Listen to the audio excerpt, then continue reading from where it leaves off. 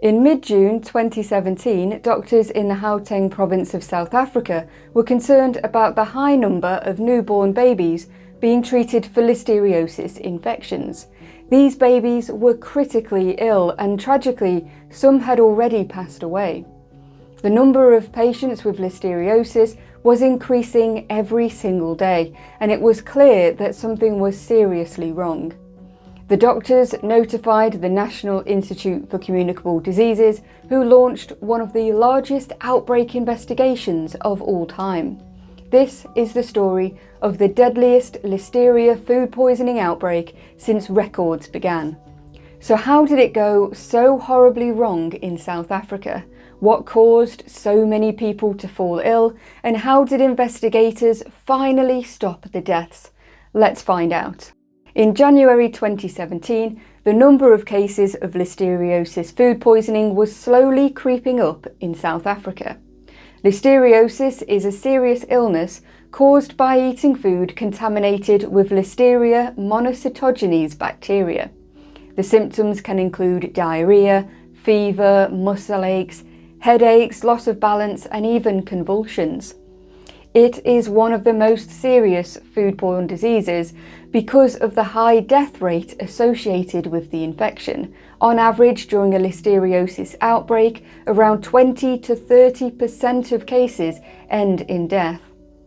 This disease poses a significant threat to pregnant women, as they can pass it on to their newborn babies without even showing symptoms themselves. This can cause miscarriage, stillbirth, preterm labour, or sepsis and meningitis when the baby is born. Throughout the first 6 months of 2017, the number of people falling ill with listeriosis was increasing every week. For the most part, the first time they'd heard of listeriosis was when they or their loved one were critically ill in hospital. With no idea that there was a national listeria outbreak, the bereaved parents blamed themselves for the loss of their babies. At this point, no one had even noticed that an outbreak was rapidly growing in the country. This would change in mid-June 2017, when doctors in the Gauteng province of South Africa were concerned about the high number of newborn babies being treated for listeriosis infections.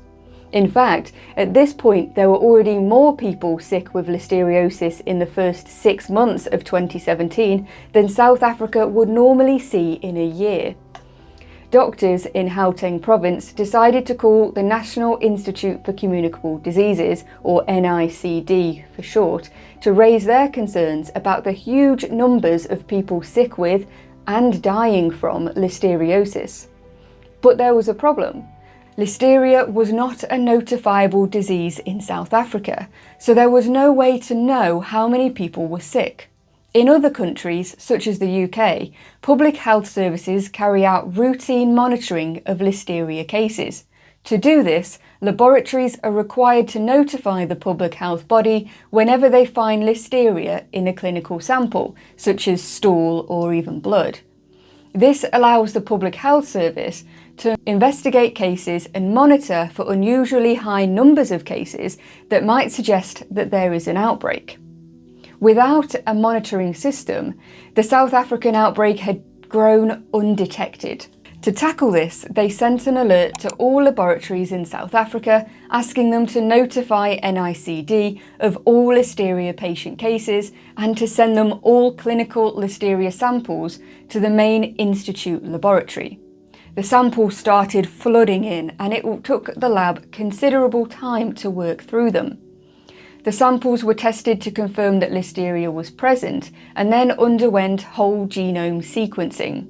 This is similar to DNA testing that is used in forensics. Instead of comparing the human DNA between, say, a blood sample left at a crime scene and a suspect, it is used to assess how genetically related bacterial samples are. By doing this, you can confirm that the listeria causing the patient's illness is caused by the same strain of bacteria and therefore by one source. It is key to identifying whether there is one large outbreak going on or a number of small unrelated outbreaks. The lab tests confirm that the patients were suffering from the exact same strain known as Listeria sequence type 6, or ST6. This proved that the cases were all related, like finding the same DNA at different crime scenes and knowing it's the same criminal. So now the investigators knew that there was a large outbreak, but they didn't know what was causing it. So between August and December of 2017, hospital staff, environmental health professionals and investigators from the NICD were mobilised to interview patients or their family members. The interviews involved a series of questions to find out what the patients ate in the 30 days before they became unwell. The interview responses were then compared to see if the patients had any food items in common. This is a particularly difficult process for listeriosis because it takes on average up to 30 days from infection for symptoms to start. Most people struggle to remember what they ate a week ago, let alone 3 or 4 weeks ago. Even worse, in some cases, it can take up to 70 days for a person to show symptoms. During this time, environmental health professionals also visited the patients' homes and took samples for listeria testing. By December, around 190 interviews had been completed, and while some patterns started to emerge, there were no obvious links to a food item. We are now at the beginning of December 2017. It's 10 months into the outbreak and 6 months since the outbreak was first reported. Cases are rapidly increasing every day, and it is now officially the world's largest listeria outbreak since records began. At this stage, there were already over 600 cases across South Africa, with 36 patients confirmed to have died. There had still been no public announcement about the outbreak, so patients and their families were confused about what had happened to them.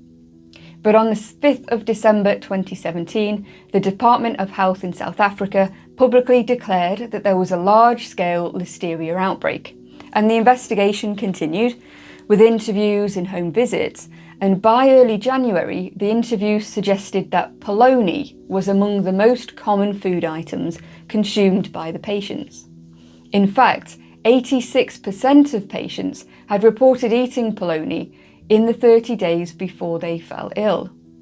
Polony is a ready-to-eat, processed sausage product made of meat offcuts, offal and flavourings.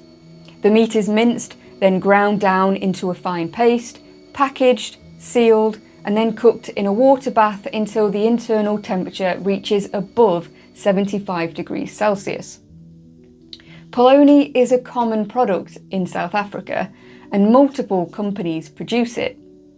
It wasn't clear which brand of polony was the source, but this was the most promising lead to date.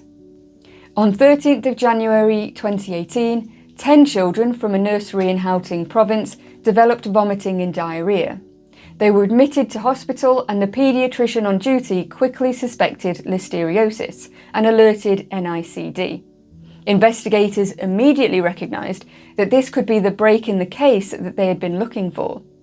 When there are a number of cases that are tied to one specific location, it can be much easier to identify the cause of the infection, as the overlap in food consumed is likely to be much clearer. They immediately dispatched environmental health professionals to the nursery to investigate. They discovered that the only food item that the 10 children had in common was the polony sandwiches that were prepared at the nursery. In a stroke of luck, the nursery had kept the leftover polony in their refrigerator. The environmental health professionals found 2 brands of polony at the nursery and sent them both to the lab for testing. After an anxious wait, the results came back, revealing that the polony produced by Tiger Brands, under the brand name Enterprise Foods, was contaminated with the outbreak strain of Listeria ST6.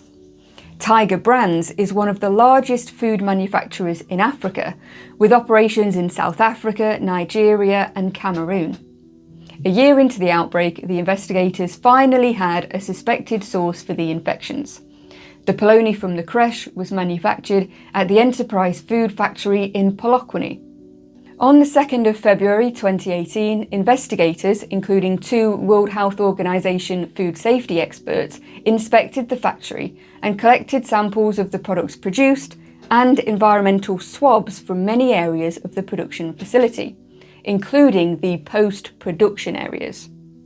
A total of 317 environmental samples were taken from the Polokwane facility. Of these, 47 tested positive for Listeria monocytogenes. Of those, 34 were subtyped as the outbreak ST6 strain.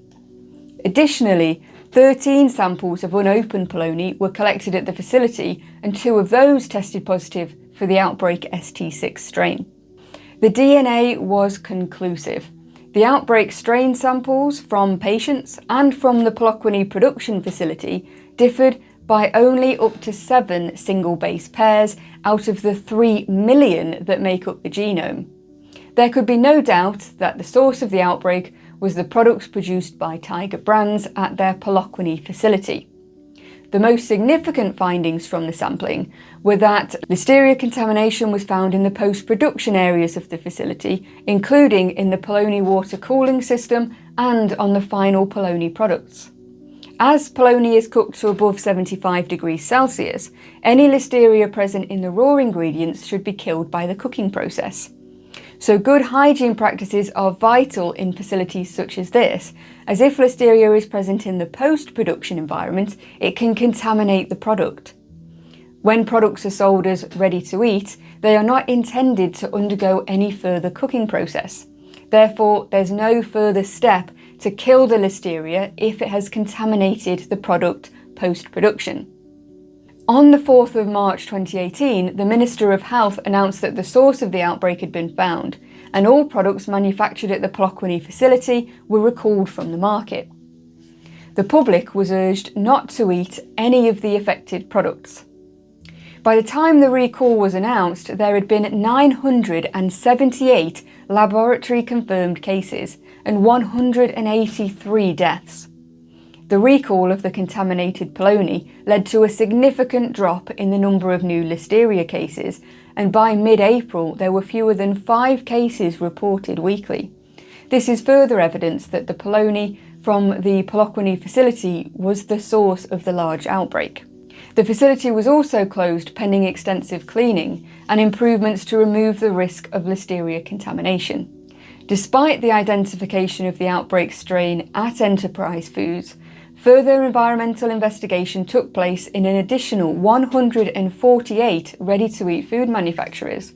The outbreak strain was not found at any of these manufacturers. Now, this was quite a remarkable step, as in other outbreaks seen internationally, I think it's unprecedented to investigate producers that had not been directly linked to the outbreak. Other investigations would have ended at the identification of Enterprise Foods. This is a testament to the commitment and hard work of the health officials in South Africa. The outbreak was finally declared over on the 4th of September of 2018, as there had been no new listeriosis cases caused by the outbreak strain since the beginning of June. By the time the outbreak was over, around 1,060 people had been infected and 216 had died. Of those 216, 93 were babies who were under 1 month old. It's an unbelievably tragic situation. The local environmental health department finally allowed the Polokwane facility to reopen on the 6th of December of 2018 after significant investment and improvements in procedures. Tiger Brands introduced a 7-step quality check process to ensure product safety, and then launched the Centre for Food Safety in collaboration with the Stellenbosch University. The centre is run by the university and conducts food science and safety research. Tiger Brands then sold the Polokwane facility in 2020. Now, the devastation caused by this outbreak is unimaginable. The families of those who died may never recover from the heartbreak of their loss, and hundreds lost their income whilst unwell, which had devastating knock-on effects in their lives. And many continue to suffer ill health due to the damage caused by the disease. Those affected by the outbreak are attempting to seek justice in the civil courts. On the 3rd of December 2018, the High Court of South Africa granted an order allowing a class action lawsuit to be brought against Tiger Brands Limited on behalf of the people sickened during the outbreak and the families of those who lost loved ones. However, it's now more than 6 years on from the end of the outbreak and the case has yet to be resolved.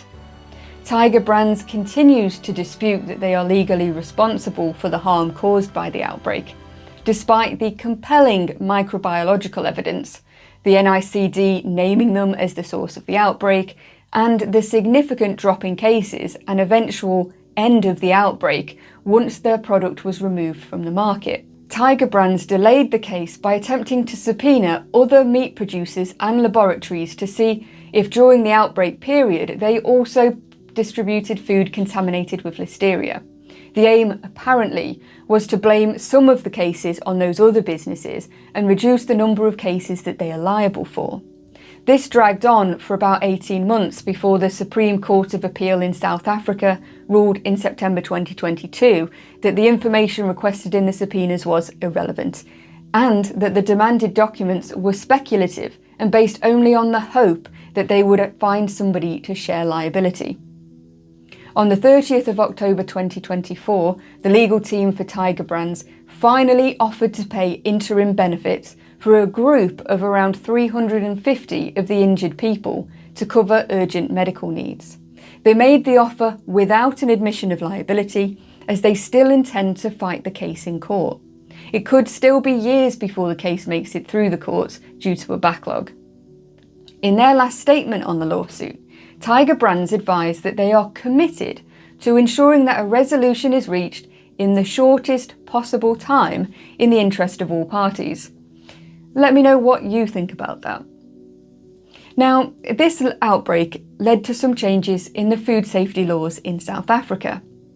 At the time of the outbreak, there was no legal requirement for food manufacturers in South Africa to have a documented food safety management system. This is a legal requirement in many other countries and is based on the World Health Organization's Codex principles. Food safety management systems ensure that procedures are in place for all steps of food production, from selection and receipt of ingredients through to dispatching the final product to the consumer. It is a vital part of food safety. In June of 2018, a new regulation was passed requiring all manufacturers of ready-to-eat food to have a food safety management system in place. And indeed, Tiger Brands confirmed in December 2018 that they now have a system in place.